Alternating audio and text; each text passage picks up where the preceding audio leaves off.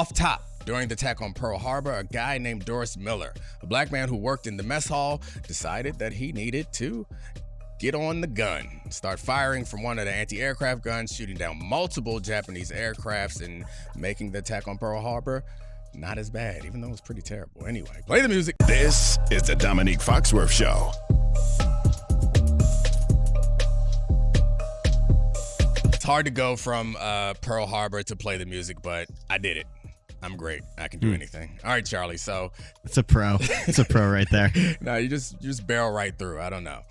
All right, Charlie. So there are a number of things going on in sports right now. But before we get to that, I think it's important that we let everyone know that there's no roses and thorns at the end. Well, actually, I changed my mind. There will be a roses and thorns at the end of this episode. It's going to be me and Charlie talk about our relationship, roses and thorns, at the end of this episode. Ashley is not going to be at the end of this roses and thorns. Don't get nervous, guys. I do not have a major thorn that has caused her to leave the show or leave me. She just got the COVID. It's still out here, everybody, so be careful. Somehow I haven't gotten it. This happened last time she got it. The kids got it. Everybody in the house got it. I didn't get it. I ended up feeling really invincible, and then a couple months later, I went to a Lil Baby concert in Vegas around the draft, and I got it there. So hopefully that doesn't happen to me. But the kids are negative now. They're in camp. Ashley is still positive. I've been negative this whole time, but I'm still masking up. But she's not feeling well enough to be a part of this. So that's that. And Charlie, is it? My first rose is that you wore a pink shirt in Ashley's honor. And that is just so sweet and thoughtful. Thank you, Charlie. I appreciate you pointing out that it's a premeditated decision. It wasn't just the same shirt that I had on last night. My second rose is that you're definitely going to see Barbie for a second time with Ashley this weekend. So Ashley, it's so sad because she doesn't like going to the movies. Barbie was the one movie that she was excited about going to. She doesn't like, she has a very short attention span, and she's like, I don't want to sit in a movie. She'll watch back-to-back TV shows. She'll binge a whole season of something. It's something about the idea of a 2-hour commitment. She's not down with that. But this is the one time. She's been for 2 weeks now. She's been talking about what outfit she's going to wear, how she was planning to dress all of us, how excited she was to do it. She got the vid, and she couldn't go. So I went with my oldest daughter because she wanted to see it, and she got an all pink, and I wore a fatigue hoodie because I wasn't dressing up. I'm not cool. It's just, again, what was on the floor. You're such a jerk. Yeah. For the audience, I'm putting it at -110 odds. Domonique, before the podcast, I'm not seeing Barbie a second time. It's not going to happen. -110 odds. Domonique is at Barbie. No. And he won't post it on his Instagram, but if you follow Ashley, there will be a story of Domonique wearing a Ken shirt, holding a large popcorn, walking into it. There's absolutely no chance that I'm going to see Barbie again. I saw it once and it was fine. It's not for me. So I didn't think it was a bad movie. I didn't think it was a great movie, but it wasn't for me. I have no desire going to see it again, especially before I see Oppenheimer or Mission Impossible or anything else that I haven't seen yet. I'm not going to see it. I'll bet, please, I went in on this action. I'm not going to see it again. It's I put my foot down on some things while... He's trying to swing the odds. He's trying to get you more value. All right, so in sports right now, before we get to the roses and thorns, you prematurely started dishing out roses and thorns. I got excited. Yeah. It was overzealous. I patinaed the first rose. I'll give you some options on where you want to start, okay? So we got Women's World Cup. We got Mbappe being offered $1 billion to go to Saudi Arabia. We also got a kind of a sad topic, not kind of a sad topic, a very sad topic, is training camp injuries. And it's something that comes up every year around football. I tore my ACL on the first day of training camp in my second year in Baltimore. So it feels really terrible when I think about these type of things, but it just sucks. And it's not like that in any other sport. I was going to say any other major American sport, but I'm not sure there's any sport in the world where it's you come into the season and your roster is so unknown because you are almost guaranteed to lose someone for at least the first few weeks.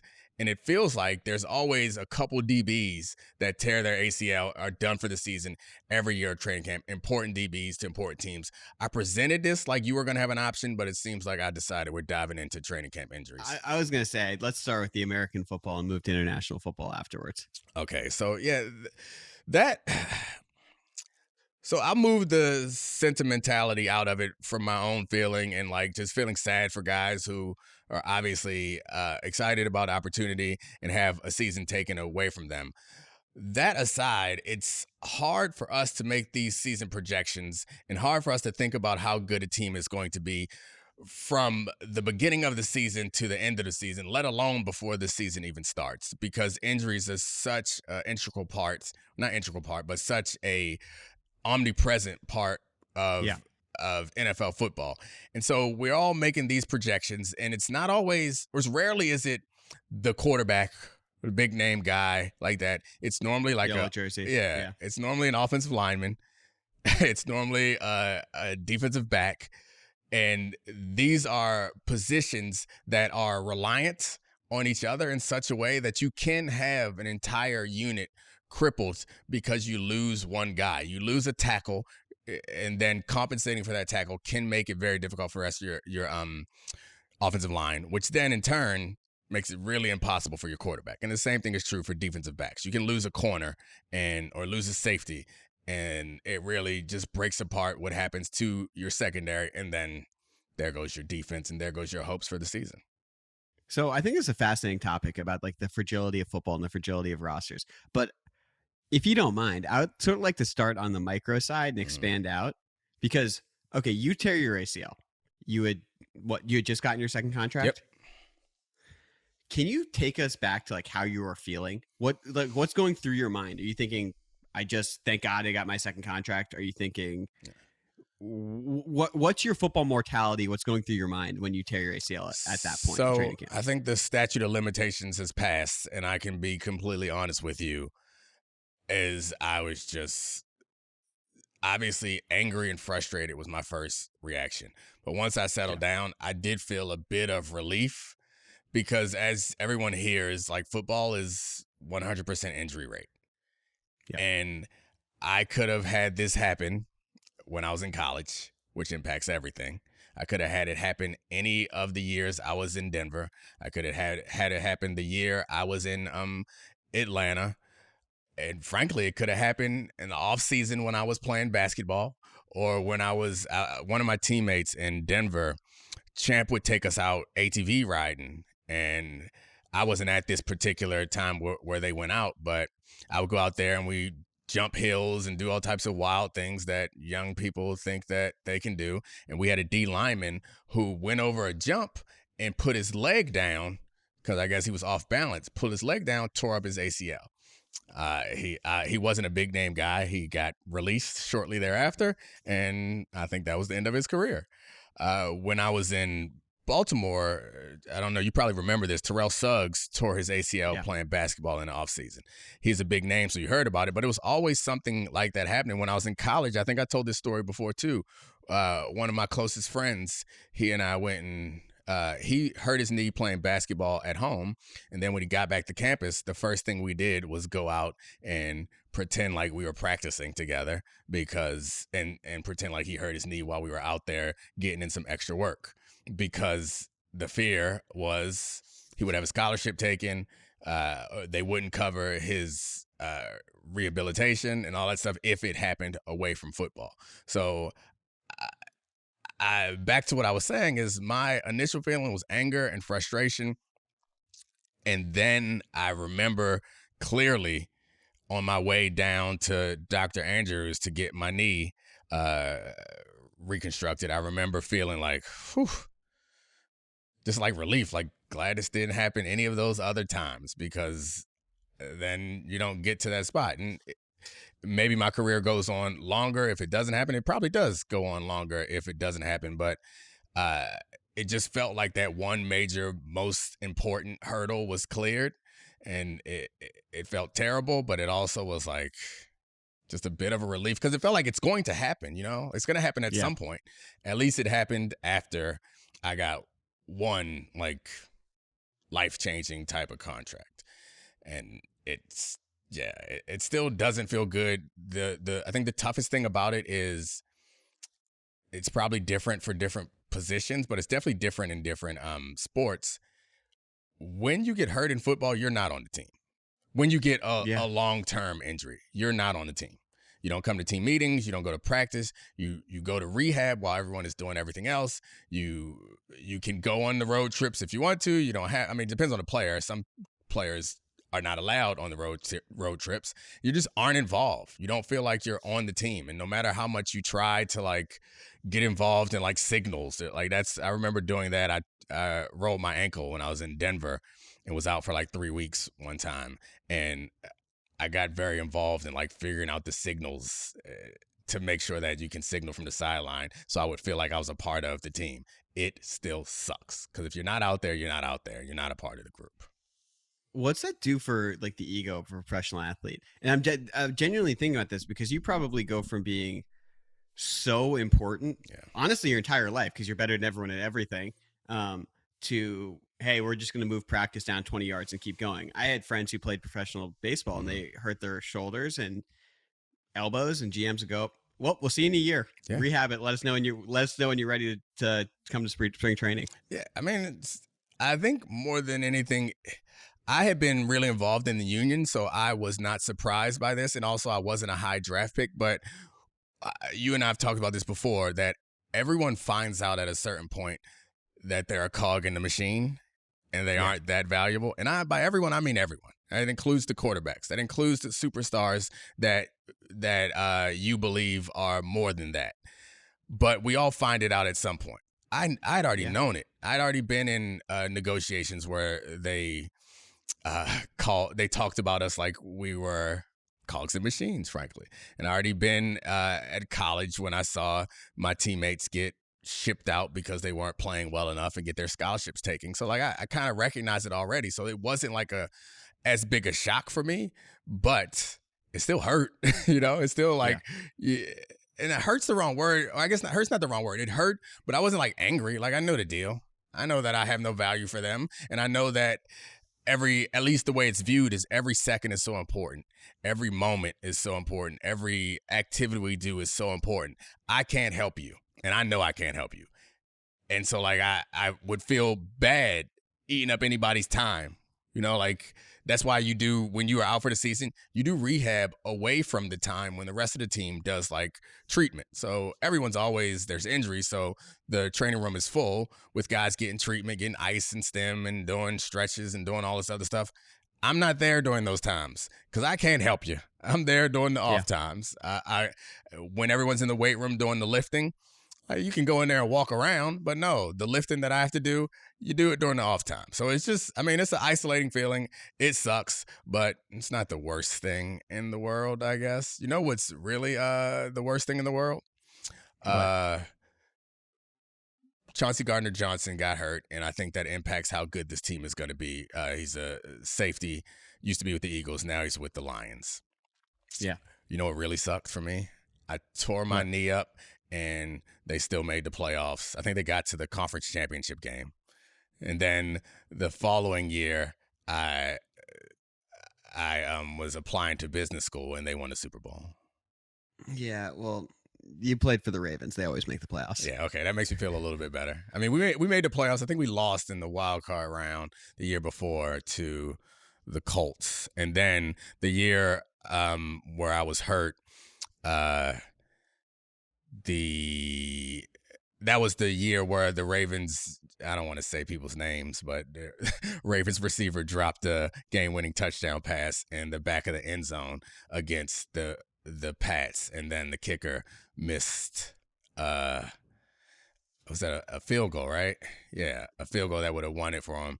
And then I came back the next year and it just didn't feel great. So I hung it up and then started going to business school. Then the following year, they went and won the Super Bowl without me. So I guess I'm not that valuable. So maybe I need to quit this podcast so that you can ride this thing off into the Rogan sphere. I'm sure of that. The Domonique Foxworth podcast It's being held hosted back by Charlie Kravitz. That'd be great. It's being held back by Domonique Foxworth. That's right. Our podcast, some of the sports podcasts I listen to, had referenced me in this podcast a few times based on the running back solution that I put out there, and it's gratifying and frustrating because there are some people who will take the time to like fully understand it or try to fully understand it, and then there's other people who don't and tend to want to dismiss it. So it's a little frustrating. Like, it feels like I want to respond to all of them, but I kind of don't. It's like we laid it out pretty clearly, right? I thought. Yeah, but here's to all you other podcasters that Domonique listens to. If you invite him onto your show to debate NFL union talk contracts, how to fix the solutions, we'll make it a home and home. Yeah.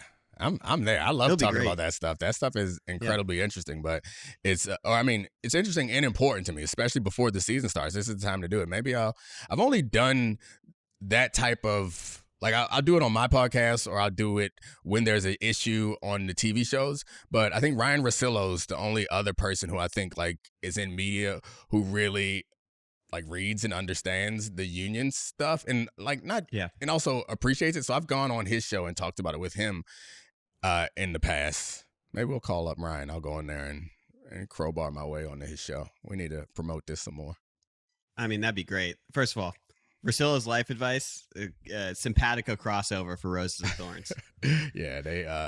Maybe I'll write in. I'll write in for some life advice, some relationship. Well, I guess Russillo's not the one to go to for like 5'11", 180, used to bench 355. Here's my problem. I'm not 180 anymore. I'm like 175 because I stopped eating sugar. Well, not all sugar, but a little bit of sugar. I lost like 5 pounds. Still sexy though. You don't want to talk about my body? Can I ask you about the taco meat? It's great. Okay, thank you. It's great. Seated abs. We've talked about this. Domonique has seated abs at age 40, which is just a complete asshole move. It's a complete asshole move. You have to be, if you're above the age of 25 and you can't stand up and lean back to show the outline of some ab, and that's the only thing you can do, you're don't blame me. I hate you. It's God's fault. Blame her. You, on the other hand, are a vanilla snack. At least that's what they call you. So you're gonna try to embarrass me. Okay, I hate this. Every time you do something that annoys me, I'll remind everyone that there are tweets out there where people call Charlie the vanilla snack. Here's my thorn. I've been objectified. Is that a thorn? You're welcome. Can I ask you more about the larger? Let's zoom out on the injuries. Okay. First of all, I think training camp is just something that we know exists, and we know it's like essential. Like we saw it last year. Aaron Rodgers didn't do OTAs with the Packers, and he was out of rhythm with the new receivers. And we were like, well, wasn't there the entire time in OTAs. I disagree with that. Wasn't engaged the same way in training camp. But like, what is the value to you of camp for a team? How important is it? And if these injuries are happening, they feel like an inevitability to me. Like, you play football, you are that big, that strong, that fast, you're cutting at that speed, and then you invite contact in over the course of camp. It's going to happen. So what are the pros and cons of this sort of system? Because like we thought about it from the player's perspective, but why is it the way that it is? So I mean, I think it's there's an arms race in football. So one of the things we negotiated for during the last CBA was to outlaw 2-a-days, and something that we believed to be unnecessary. We had seen some teams didn't have 2-a-days. So the Colts were an example of a team that didn't have 2-a-days. They would have 2 practices a day, but one practice was a walkthrough during the Peyton Manning era. So we were like, see, it can be done without that. So by arms race, I mean just have the third best quarterback ever. Yeah, but either way, no one around him was failing. So it's like we'd all been playing a lot of football our entire lives, and we did not need 2-a-days. And a lot of 2-a-days is about injury prevention, or a lot of training camp is about injury prevention, which is ironic because you also get injured. At least this is the way that coaches look at it, is like, we need to build up our bodies in a way that will allow them to sustain the rigors of a football season. And you don't do that by resting. You do it by pushing your body to the limit. It's what they believe in. I think to some degree it's believable, or it's justifiable. It makes sense. You want to test your body and push it past where it will have to go in the regular season. The problem with that is you can't strengthen ligaments. So while you are strengthening all your muscles, you're strengthening all the like secondary supporting muscles, you're doing all that. You're challenging yourself mentally to be focused when you're incredibly tired. Like all that stuff I believe is real. And I think training camp has a value for that. But there's also something about the ligaments and joints that you can strengthen the muscles around them. You can't strengthen them. There's only so many times you can put your body in difficult positions. And as you age, those things get more brittle. And the cut that I made, I remember clearly we're doing 2-minute drills, 2-minute drill at the end of the first day of practice. 2-minute drill is where the offense we give a scenario, the offense tries to score on the starting defense in 2 minutes. I was covering Derek Mason in the slot, and he ran an option route. And I was on the left side in the slot. He ran an option route, and he kind of ran out. And so normally, like my timing and my footwork is such that I can plant off of my left foot and break that way. I planted off of my right foot, which is the inside foot, and it popped. It's something that I normally don't do, but I've done plenty of times. Like wrong footing a play is something you have to do in football, particularly when you're playing defensive back. You're going to have to do that sometimes. And this time it just popped. And that's the point, is like the more times you put yourself in that situation, and this is like the whole load management conversation in basketball, the more times you put yourself out there, the more times the more opportunity you give your body to fail in some way. And this was day one of training camp, so I can't blame the Ravens or Harbaugh or anybody for overworking us, because that does happen too, where your body just gets tired and you don't have the mental focus or the physical strength to protect yourself in the way that you normally would, and something pops. So I don't have that as an excuse. I just like random and it's fluky. We were on grass too, because like you hate being on turf, because that just doesn't ever go well, because it doesn't give. The grass will give most of the time before your ligaments, or I can't say most of the time, but it does feel like grass will give before your ligaments do. Not mine. That thing went pop. Bummer. You don't seem sad. No, I mean, if that had never happened, who knows? I might just still be cutting video on some other show. That's fair. All right, so let's go to football, international football, soccer.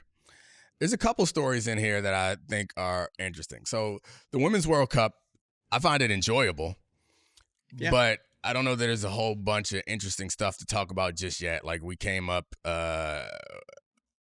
beat Vietnam by less than we expected. We'll see how they fare going forward. I do not plan on missing a game of that. It does seem like the field is a lot closer now, so it'll be a competitive knockout round once we get past the group stage.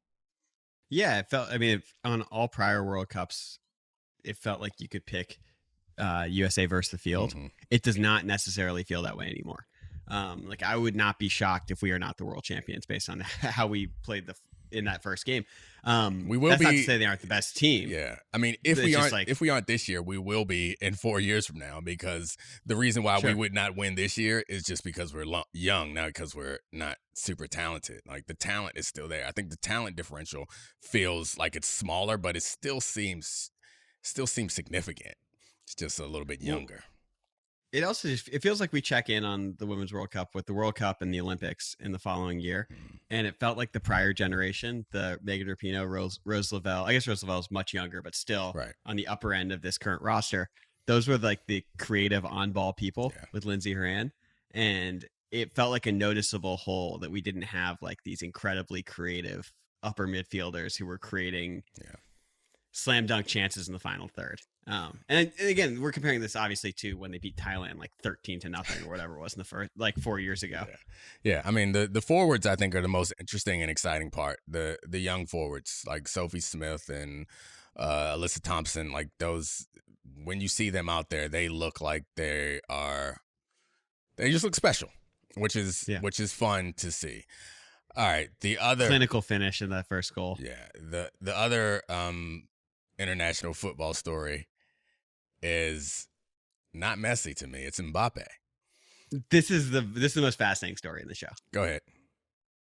So he's being offered essentially him and PSG in totality are being offered what comes out to be a $1.1 billion deal to go play soccer in Saudi Arabia for 1 year, where PSG would get a $300+ million transfer fee. Mbappe would get $776 American dollars in salary for one season. And I believe it was something like $13 million a week as his wages. I might have that slightly off. And I find this fascinating because last time the Mbappe transfer debate has been going on for several years. He wants to play for Real Madrid. He has for a while. PSG wanted to keep him, and he was playing, with Messi and Neymar. But this protracted negotiation has become a stalemate, and now he is being offered. This is the guy who we saw go toe-to-toe with Messi in what we thought was going to be a defining moment of who is maybe the best soccer player of all time. And now, like less than a year later, there is a question of, is he going to take a year off of playing the highest level of international football imaginable to basically what would amount to $776 million in his bank account to play for a year in Saudi Arabia? Yeah, they went toe-to-toe in the World Cup. Mbappe is French forward and Messi, obviously from Argentina.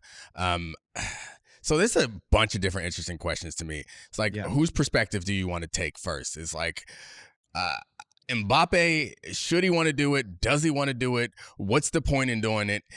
Are all interesting to me. The other side is like Saudi Arabia, I guess money just doesn't matter because I don't get it. I don't get why they would want to bring him over for 1 year other than the fact that, money ain't a thing to them, and why not bring the best player over in the world? Because I don't think that their goal is to like steal the Premier League. It's like they don't want to be the top soccer league in the world. I don't imagine that it just feels like they want their like their hand in every major sport, and that translates to making them be a more, I guess, palatable country to common folk, like this whole sports washing argument. Yeah, I don't totally get it. If it's certainly a market disruption. Yeah. And I hate when that becomes a cliche term for everything, but this is a genuine market disruption. The fact that, we thought that no one was going to be able to outbid the big Premier League teams or the big La Liga teams. And this guy was scheduled to be a Galactico signing for Real Madrid for literally the last half decade. Since we first heard about him in the World Cup, in his first World Cup 5 years ago, this was the expectation. And to me, it's interesting if it changes the calculus of how these teams operate. Because if you want to talk about how to get, this guy's already making 72 million euros per year currently. So his salary is already outrageously high and probably commensurate with his skill. But another market where the top players can get money so much higher than what they're getting in the Premier League or La Liga or in Serie A, that's crazy. Yeah, it's commensurate with his skill, but is it commensurate with his value? And his value is different for different places. And I assume that, and that's the hard part about estimating his value, is like, if they're going to pay this, then for whatever reason, they think he is that valuable to them. And so there's like a gallon of gasoline is worth $5 to me because I have a car. But someone who rides their bike everywhere, a gallon of gasoline is worth absolutely nothing to them. So like, I use that to say that, yeah, I could understand an argument saying that Mbappe is actually worth this to them, but I don't know why. Like, I guess I don't know the points. What's the end game? And it's just like because if they were looking to get all of the best talent, or maybe it's just their idea of, I guess it's a long-term play. The only thing that makes sense to me is that they do want to eventually own the top levels of soccer. And by doing this becomes something that is, by doing it this one time, it then becomes something that is not frowned upon, because rather than waiting till the end of your career to collect on your diminishing value, which is what normally these type of players do, like Cristiano Ronaldo is over there now doing it. Messi is here doing it. That's what you normally do. Why not take a mid-career intermission where you can actually capitalize on your full value? Like, I get the financial argument for it. But from Mbappe's standpoint, and this is where it gets interesting, when it's other people's money, it's easy to say no. Yeah. But then when it's yours, but my view is like, I don't get why Mbappe would want to do this because like money ain't a problem for him. Like it's also just like, I don't want to take the stakes away from his career completely and just make it purely financial. Taking a year off and essentially being a Harlem Globetrotter and playing against this inferior competition when you are, I don't know, along with Messi and Haaland, one of the 3 best players in the world, just seems like anti-competitive and sort of lame and not what I would want to do when you already are like the guy and you're already so well paid. But again, it's not my money, and $726 million is outrageous to turn down. Outrageous. Yeah. I mean, I come back. I'm not even the anti-competitive stuff. Like if you wanted to take a year off, like Jordan took a couple years off, that's fine. Like if you want to take a year off and do something like low stakes competitive, that is not what that. Damn, you just called Jordan not competitive. I mean, hey, I'm just saying he took a couple years off for a year and a half, take right? That so personally. That he would. I mean, he sold his basketball team, so he obviously quit there too. So that's it. Newsflash: Michael Jordan not that competitive. That I guess so. I would understand it if there was a financial need. And again, we keep saying it's not our money, but when you get to a certain like financial position, your life how your life is going to change is going to be minuscule. So like arguing I completely get it. If you make $5 million a year, you get an opportunity to make 50 in 1 year, you go do it. And I guess it would be similar as far as the jump in amount of money going into Mbappe's pocket. But I guess it's just bigger yacht. I don't know. It feels weird to even be talking about this. It feels unlikely that it's going to happen, but it does feel like at some point somebody's going to take it. I think it feels likely. You think it's likely? And I could be wrong by the time this podcast comes out. Right. But yeah, because it just feels like such an overwhelming figure, and it feels like these are people who wanted the Super League to happen, and this would be a genuine first step to creating a league that's the most powerful international sports league in the world, in theory. And you said they have 300 going to Real? I think it's 336. Yeah, that or 334. I don't have it off the top of my head, but in that it would be going to PSG. And then after this year, since it's a 1-year contract, Mbappe would be able to go to Real Madrid with 0 transfer fee. He'd just be able to sign outright. Which will be another huge lump sum. All right, I guess there's nothing to talk about because it hasn't happened, but it's an interesting thing to present. I don't know what the next step is. I don't want to play football for Saudi Arabia, but I kind of wish more people played football so football players could participate in these sort of things.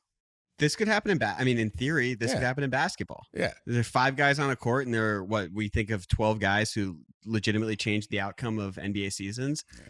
You poach those players and set up something different.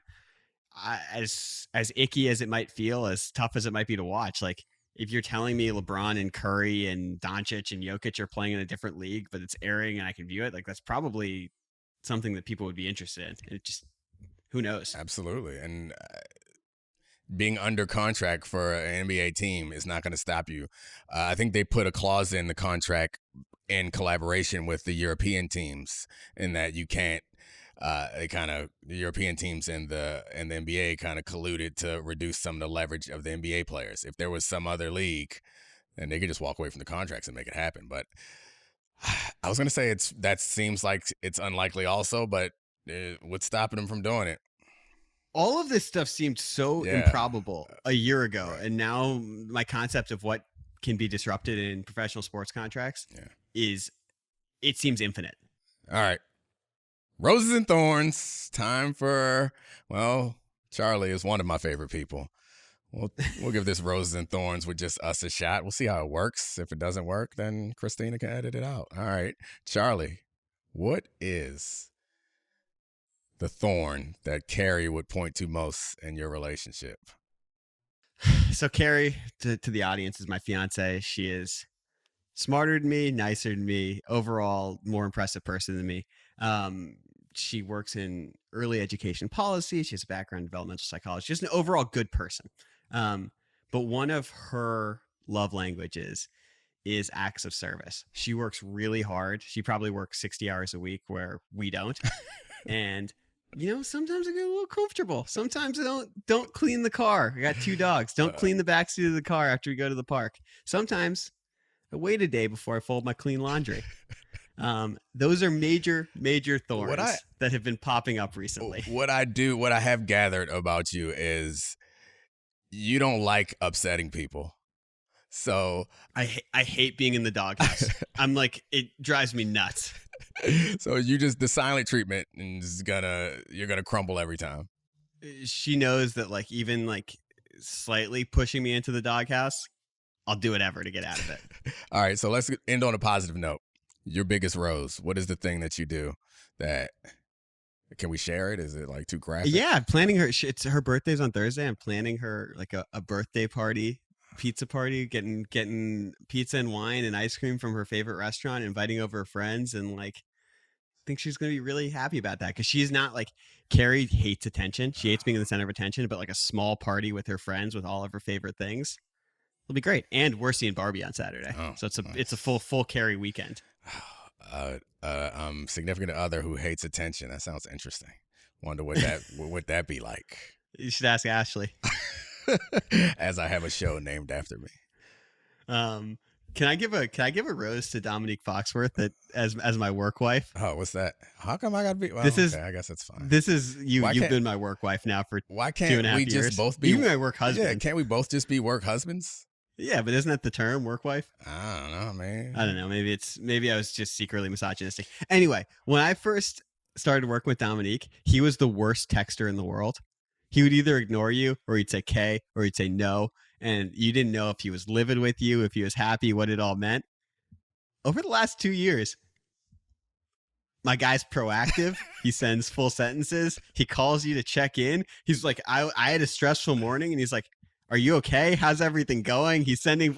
And I was like, my God, is this a caring, great friend? I've always been caring, just not over text. I know. I'm not good with the text. I'm late. I'm a late adopter. All this technology stuff. Anyway, but like clarity makes you feel good, and there's a lot of clarity in my heart that Domonique cares. All right, good to know. I'm glad that I have improved as a partner for you, and I don't know. I'm trying to think of something I can compliment you on, but I mean.